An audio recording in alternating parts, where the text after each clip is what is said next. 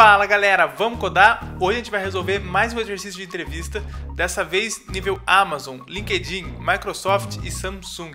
Hoje o exercício vai ser top. Solta a vinheta! Para quem não me conhece, meu nome é Gabriel, eu sou desenvolvedor Android, sou cientista da computação e trabalho nesse mercado de desenvolvimento faz uns 10 anos.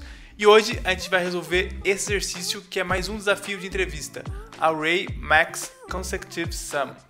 Como que ele é?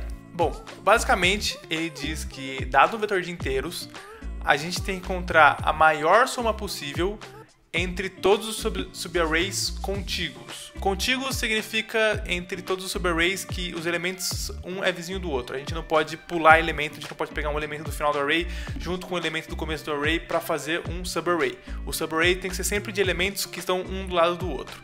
Aqui tem algumas constraints.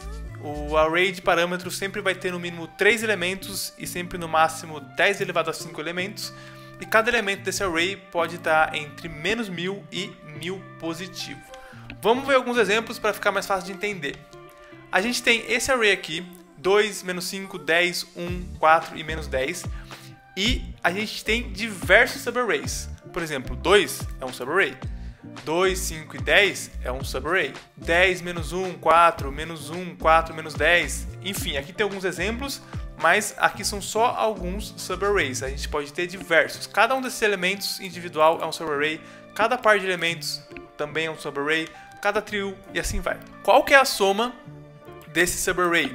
2. Qual que é a soma desse subarray aqui? 2, menos 5 e 10. A soma desse subarray total é 7. 2 com menos 5 menos 3 mais 10, 7. A soma desse, 10 menos 1, 9, mais 4, 13. Desse aqui, menos 1 mais 4, 3, 3 menos 10, menos 7. E o vetor inteiro, se a gente somar ele, a gente vai chegar em 0. Qual é o subarray que nos dá a maior soma? É esse aqui, 10 menos 1, 4. Se a gente pegar esse subarray, a gente chega em 13. E não existe nenhuma outra combinação que a gente pega e também chega em 13. A gente tem outro exemplo aqui, um vetor só com números negativos, menos 1, menos 2, menos 3, menos 4. E a maior soma possível que a gente pode ter aqui é pegando apenas o elemento 1.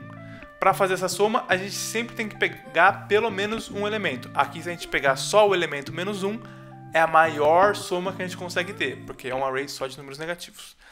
E aqui a gente tem algumas entradas inválidas, o array nunca vai ter nenhuma posição, nunca vai ter só um elemento e nunca vai ter só 2 elementos, sempre vai ser no mínimo 3. Qual é o jeito mais intuitivo de resolver esse problema?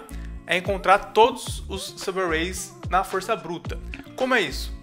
Imagina que você tenha esse array aqui, para encontrar a soma desses subarrays na força bruta, a gente soma 2, 2 com menos 5, 2 com menos 5 com 10, 2 com menos 5 com 10 com menos 1, assim vai.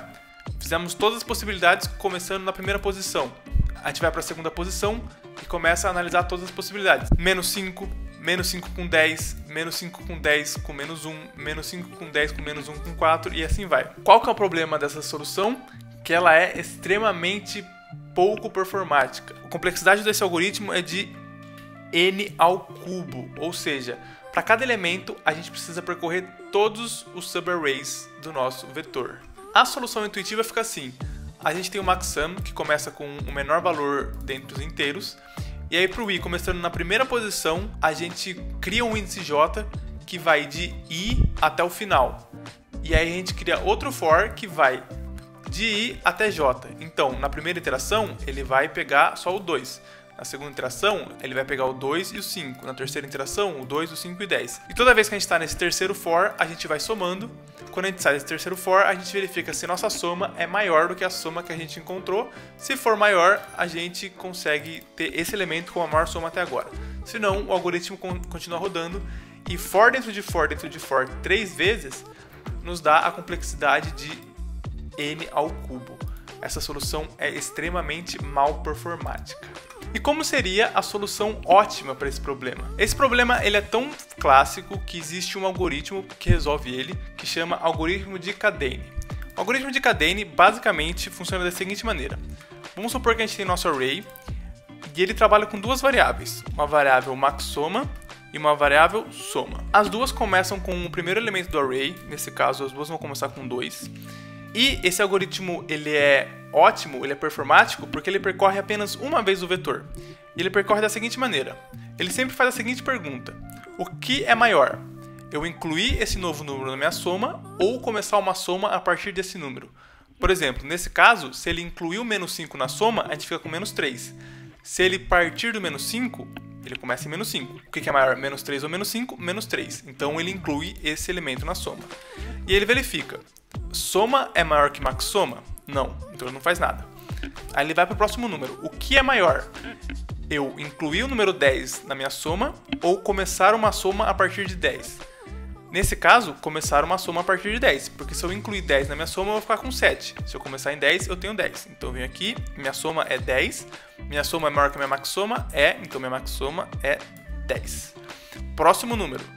O que é maior? Eu incluir o menos 1 na minha soma ou começar uma nova soma a partir do menos 1? Nesse caso, incluir o menos 1, porque aí eu fico com 9. Soma é maior que maxsoma? Não. Então não faço nada. O que é maior? Incluir o 4 na minha soma ou começar uma nova soma a partir do 4? Nesse caso, incluir o 4 na minha soma. Então minha soma fica com 13. Minha soma é maior que minha maxsoma? Sim. Então minha maxsoma fica com 13 também. E eu vou para o próximo, menos 10. O que é maior? Incluir o menos 10 na minha soma ou começar uma soma a partir do menos 10? Incluir o menos 10, porque eu fico com 3. Terminei de percorrer o vetor uma única vez e consegui ter o resultado que a maior soma dentre os subarrays contíguos é 13. E assim a gente resolve o problema iterando apenas uma vez no nosso vetor. Como que fica esse código? Ele fica mais ou menos assim. A gente tem maxsoma e soma, todas começando com o primeiro elemento do array. E aí, a partir do primeiro elemento do array até o final do array, a gente pega o número e verifica o que é maior, incluir aquele número na soma ou simplesmente pegar aquele número para começar uma nova soma. E aí o nosso valor de soma vai estar atualizado e aí a gente pega o maior entre a maxsoma que a gente tem agora ou a soma que foi encontrada na operação anterior. E no final a gente retorna maxsoma. É bem simples, é bem compacto e é assim que a gente resolve esse problema. Vamos rodar ele lá no CodeSignal para ver se realmente funciona?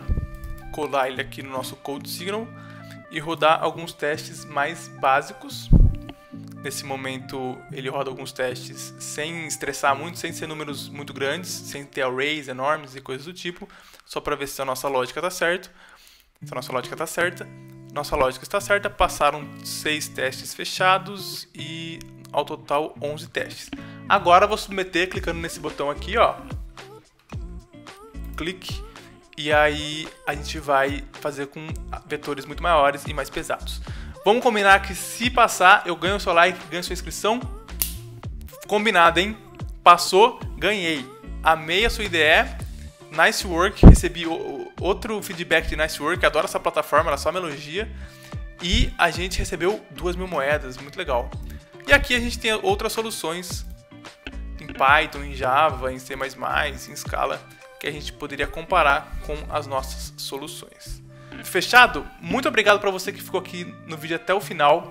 Se assim como eu, você quer aprender a construir códigos cada vez melhores, comenta um soquinho aqui embaixo e tamo junto. Valeu!